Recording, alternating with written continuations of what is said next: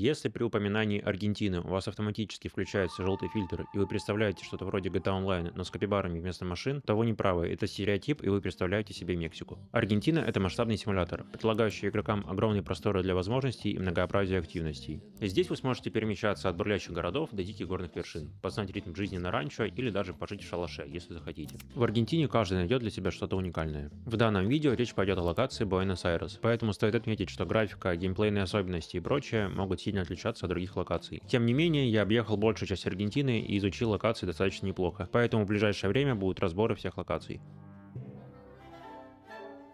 Геймплей настолько уникален и разнообразен, что утро можно начать с драки с чиновником в банке, а вечер закончить прогулкой по экопарку в окружении странных розовых птичек. Кто-то называет их фламинго. Иными словами, геймплей в Аргентине — это настоящая песочница возможностей. Можно делать практически все, что вздумается, и найти занятие по душе будет несложно. Кто-то выбирает по вечерам танцевать танго с бомжами. Я же обошел практически все бары и был свидетелем нескольких собачьих свадеб. И нет, я не был тамадой. В этом плане Аргентина чем-то напоминает Sims или Minecraft. Идеальное сочетание свободы действия и креативности. У меня даже есть небольшой видеофрагмент с выступления Месси, если вдруг кому-то интересно. Само собой, я отрендерил его в блендере. В целом, в Аргентине ты сам создаешь свой лор, и, повторюсь, тебя ничего не ограничивает. Проводить свободное время также можно на свое усмотрение. Абсолютно ничего не мешает участвовать в мероприятиях, гулять по городу или наслаждаться природой. Также присутствует прокачка навыков, которые открывают еще больше возможностей. Например, получив такие артефакты, как диплом о образовании, ты можешь устроиться работать кем угодно, от официанта до разработчика модов на Quake. В целом, я бы не рассчитывал на разработчика модов на Quake, потому что найти работу здесь реально сложно. Кстати, стоит упомянуть про уникальную геймплейную особенность, которая называется аргентинский рандом. Это своего рода произвольный процент случайности, который действует абсолютно на все. Например, сегодня, пойдя в ресторан, вы можете получить плюс 70 к сытости. А завтра, придя в абсолютно тот же ресторан и заказав абсолютно то же блюдо, вы можете получить минус 90 к настроению. Еще и дебаф в виде диареи. В общем-то, это и есть аргентинский рандом, и он влияет абсолютно на все. От скорости завершения квестов до цвета и вкуса майонеза одного и того же производителя. В целом, подобная геймплейная особенность есть в Baldur's Gate, но в Аргентине она доведена до идеала. Локальные NPC добавляют разнообразие, и абсолютно с каждым можно взаимодействовать. Тем не менее, большая часть разговаривает только на испанском, и дублирование на другие языки или субтитров не предусмотрено.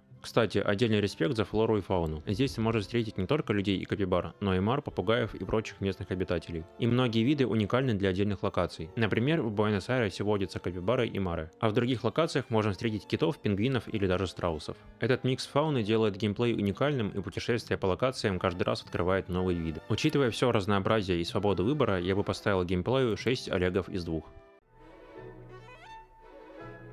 Мир Аргентины детализирован и разнообразен. Недаром многие сравнивают Буэнос-Айрес с Парижем. И сходство действительно есть, особенно в архитектуре. Буэнос-Айрес, как и Париж, полон проработанных зданий, которые строили французы. Многие постройки приятно удивляют своей детализацией и проработкой. И смотря на все эти фасады, сложно представить, сколько работы было проделано. В общем, разработчики не зря ели свой хлеб. Помимо городской архитектуры, Буэнос-Айрес также радует обилием зелени. Вообще, Буэнос-Айрес очень зеленый город. И это отлично, потому что, как всем известно, зеленый цвет успокаивает. Вся растительность, как и в любом хорошем проекте, обладает процедурной генерацией и меняется от различных факторов, создавая уникальные пейзажи. Нередко можно встретить растения, которые были разработаны эксклюзивно для Аргентины, или более того, для отдельных локаций. Например, обратите внимание на эти петунии, или на это. Лично я впервые увидел это растение именно в Аргентине. Я думаю, стоит сказать, кто виноват в озеленении города. Знакомьтесь, это Карлос Тайс. Он занимался проработкой и расстановкой растений. Именно благодаря ему в Буэнос-Айресе всегда есть возможность погладить траву или даже орошить пальму. Кстати, для любителей милых животных и Франции в Буэнос-Айресе, как и в Париже, хоть и с меньшим шансом, рядом с мусоркой можно погладить крысу, а на некоторых площадях абсолютно бесплатно можно поцеловать голубя. Подписывайтесь на мой канал, если вы тоже любите целовать голубей. В целом все локации очень проработаны и детализированы. Каждое здание или дерево можно рассматривать часами. В растениях и постройках огромное количество полигонов, и их пересчет доставляет определенного рода удовольствие. Например, только в этом участке фасада я насчитал сотни полигонов. Кстати, на то, чтобы сделать этот кадр, я потратил несколько часов, поэтому надеюсь на подписку и лайк. То есть Буэнос-Айрес — это не кубический инди-проект по типу Пхеньяна или Токио, это полноценный AAA по типу Ассасина. Я потратил очень много времени, рассматривая детализацию построек в Буэнос-Айресе, и мелкие детали не перестают удивлять. Почти на каждом шагу можно наткнуться на неочевидные и оригинальные решения. К примеру, этот голубь на цепи. Я не думаю, что многие его заметили, но именно по этим незначительным, еле заметным элементам видно кропотливый подход к работе над локациями. Я полагаю, разработчики относились к этому проекту с очень большим трепетом, иначе они бы не повесили голубя. Текстуры, как ни странно, тоже очень проработаны. Коллизии тоже весьма неплохие. Однако, к сожалению, не все так идеально. На самом деле недоработки умело спрятаны прямо перед глазами. Да, это редко замечаешь, но просто обратите внимание на этот асфальт. Это же просто плоскость с каким-то градиентом. Тротуары и стены также не всегда радуют детализацией. особенно если сравнивать с другими проектами, сделанными на том же движке. Возможно, кто-то обратит внимание, что я украл эту шутку, но я назову это адаптацией и сделаю умный вид. В целом все очень и очень неплохо, однако есть куда стремиться. О чем еще хотелось бы сказать, так это о проработке освещения. Как и в любом уважающем себя проекте, в Аргентине есть динамическое освещение и трассировка лучей, и это играет на пользу. Встретить красивые сцены по типу этой или этой не составляет труда. Учитывая проработку построек и текстур, качественное освещение и разнообразные растения, я бы поставил графике 13 геймбоев из 35. Я пока вот это вот все вам рассказывал про геймплей и так далее, уже немного стемнело, поэтому фон немножко изменился.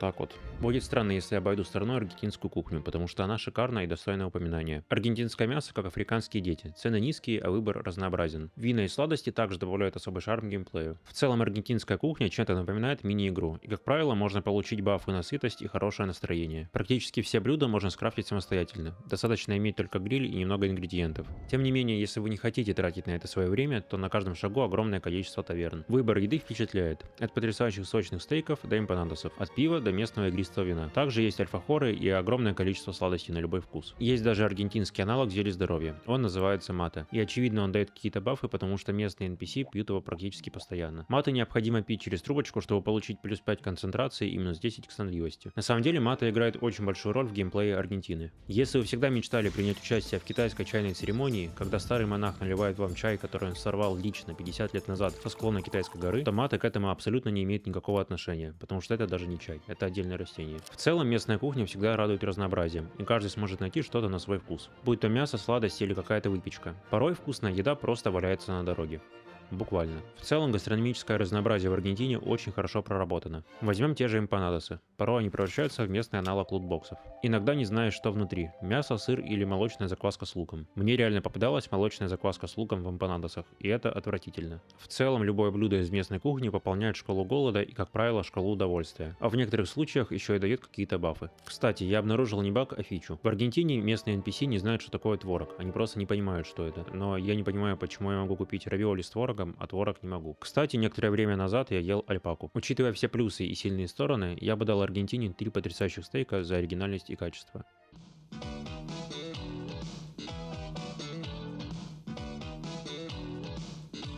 Я провел небольшой опрос и сделал вывод, что гречневая крупа неплохо котируется у русскоязычных мигрантов. Собственно, хочу провести небольшой конкурс вот на этот изящный пакет гречневой крупы. Правила конкурса таковы. Напишите в комментариях, почему вы сильнее всего скучаете в Аргентине. Если же меня смотрят аргентинцы, то это не наполнитель для кошачьего лотка. Это крупа, и она съедобна. Если вы аргентинец и хотите принять участие в конкурсе вот на это, то напишите, какие странности в поведении иммигрантов вы заметили. Может быть, что-то смешное или вроде того. Важный моментик, я слышал довольно говёные отзывы об аргентинской почте, поэтому в идеале вы должны быть из Аргентины, а еще лучше из Буэнос-Айреса. Результаты конкурса будут у меня в Телеграме. Более того, если я наберу 150 подписчиков в Телеграме, то, может быть, даже начну его постоянно вести. На всякий случай я также продублирую условия конкурса в описании под видео и у себя в Телеграме.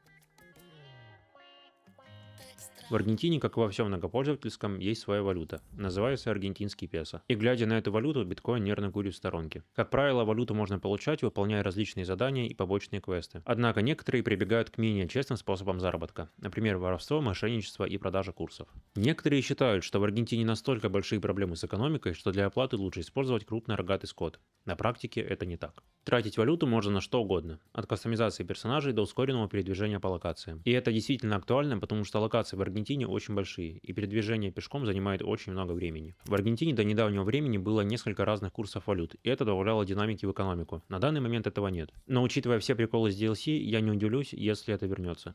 Экономика в Аргентине неплохо проработана и имеет свои особенности. Более того, как и в любом хорошем проекте, все деньги можно в любой момент депнуть в казик. Учитывая все, за экономику я бы дал 12 буткоинов, потому что больше у меня нет.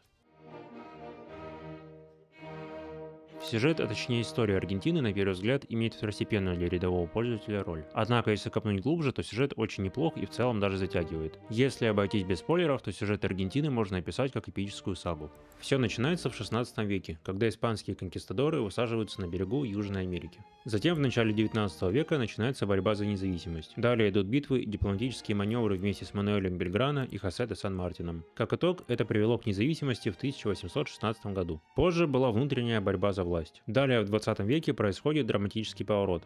начинается военная диктатура. Однако в итоге в 1983 году появляется полная свобода и демократия. Все это так или иначе повлияло на то, что происходит в Аргентине в настоящее время. В общем и целом, история Аргентины — это не просто проходной лор, это реально крутая история, которая кого-то может впечатлить. На мой взгляд, данный сюжет может понравиться фанатам сериалов «Игра престолов» и «Виолетта». Я бы поставил сюжету уверенную импонаду.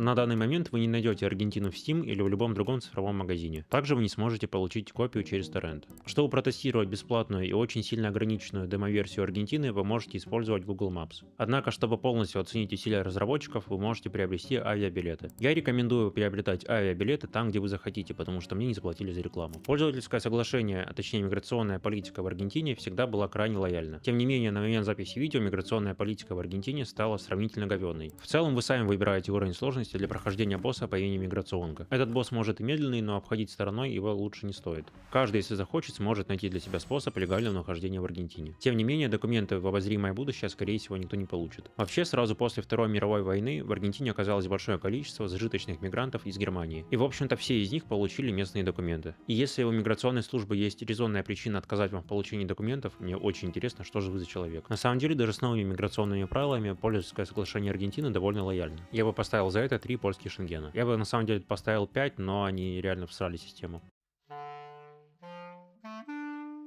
Что касается оптимизации, то это сложная и немного неоднозначная тема. С одной стороны, в этой весьма загруженной сцене график показывает стабильный и весьма комфортный FPS. Самый минимальный сетап для Аргентины не требует мощного железа. Фактически вам не нужен мощный игровой компьютер или консоль для того, чтобы узреть отличную картинку. В целом, вполне реально обойтись даже без смартфона, но это уже для любителей хардкора. При этом, вне зависимости от железа, графика всегда будет на максимальном уровне качества. Но есть и минусы. Несмотря на стабильный FPS, есть проблема с очередями. Порой очереди находятся даже там, где их просто не должно быть. Я предполагаю, что разработчики добавили их специально, чтобы не нагружать локации слишком сильно. Несмотря на то, что из-за очередей геймплей может достаточно сильно замедлиться, в очередях можно найти друзей, вырастить семью, дерево. Кто-то живет в очередях. По моим подсчетам, аргентинец проводит в очереди примерно 22 тысячи часов в год, а это около 916 дней в год. Вы только представьте, как это сказывается на суставах и самооценке. Учитывая как положительные, так и отрицательные моменты, я бы поставил за оптимизацию 2 спортивных костюма Adidas.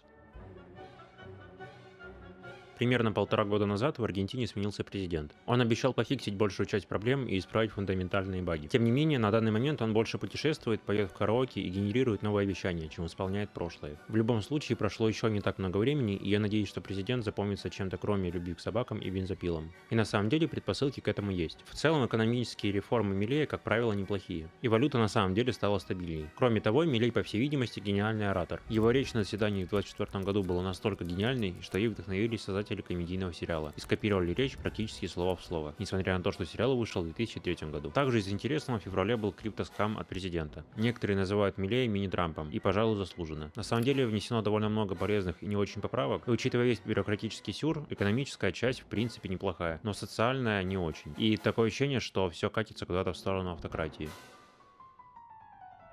Обратите внимание на этот флаг. Это не флаг Аргентины. Исходя из всего сказанного ранее, Аргентина — это отличный проработанный AAA проект, в котором даже можно спокойно купить арбузы. А мелкие баги и зависания только добавляют атмосферности. Несмотря на мелкие недоработки, Аргентина, а в частности Буэнос-Айрес, оставляют под впечатлением надолго. Каждый при желании найдет чем себя развлечь. Буэнос-Айрес точно заслуживает вашего внимания. Вообще, я записываю это видео примерно 6-й раз, может и больше. Дело в том, что постоянно что-то меняется. Вот совсем недавно поменялись миграционные требования. Все в шоке. До этого были приколы с налогами и валютным контролем. В итоге суммарно на это видео ушло невероятное количество времени, поэтому я очень надеюсь на лайк и подписку. Спасибо, что досмотрели до конца, уже довольно поздно, я пошел спать.